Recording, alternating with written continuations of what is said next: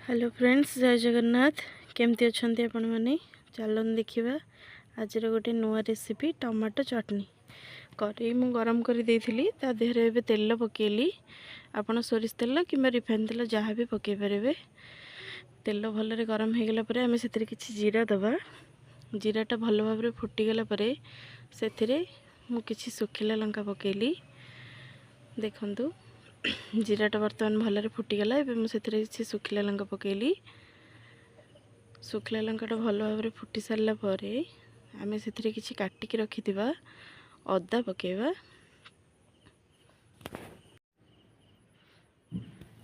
अदाटा T भल भाजी सारा पर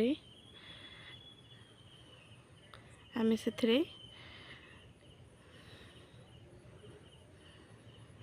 देखंतु अदाटा भल भाव भाजी गला। एबे अदा को आम पकईदे आम टे एपट सेपट करके घाटी दबा। घाटी सारा पर अदाटा टे होगा आम किसी टमाटो पकेबा। जेहेतु आम यहाँ टमाटो चटनी कर बिना पियाज रसुण आम ए टमाटो ऐड करवा। देखो मुझे टमाटो पकईदेली।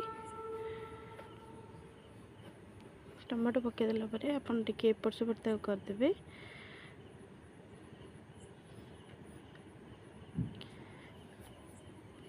एबे आमे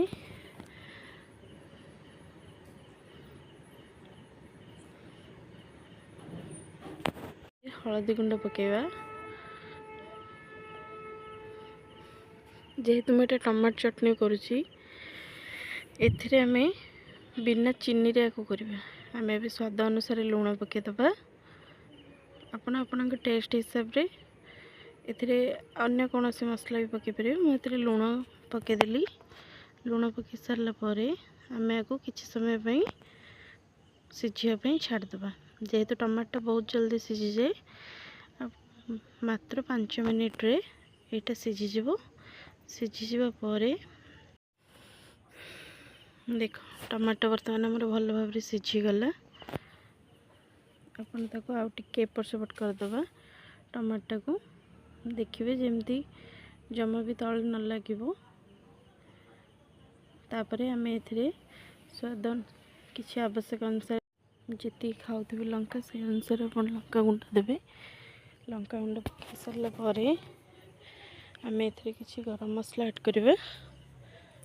बर्तमान गरम मसला ऐड कर सारा पर आम ए काटिकी रखि किसी लेंबू ऐड करवा। लेंबू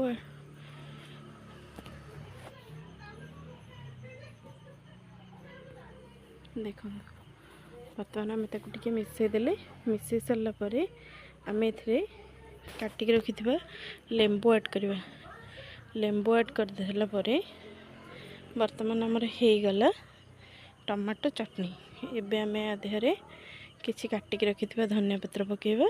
धनिया पत्र पकई सारा पर आमर रेडी हो टमाटो चटनी रेसिपी।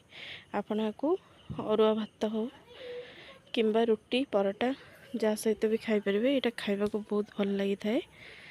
जेहेतु मु बिना पियाज रसुण कर चाहिए ए पियाज और रसुण भी ऐड करें।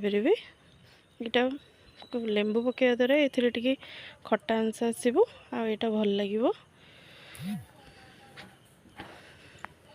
देखो बर्तमान फाइनल लुकटा देखो टमाटो चटनी बर्तमान आमर टमाटो चटनी रेडी हो गला। या देहरे किसी भी माने पानी रखिए। पानी रखिले यहाँ भल लगे खावा को। देखो एबे आमर टमाटो चटनी रेसिपी रेडी हो गला। रखुची। जय जगन्नाथ।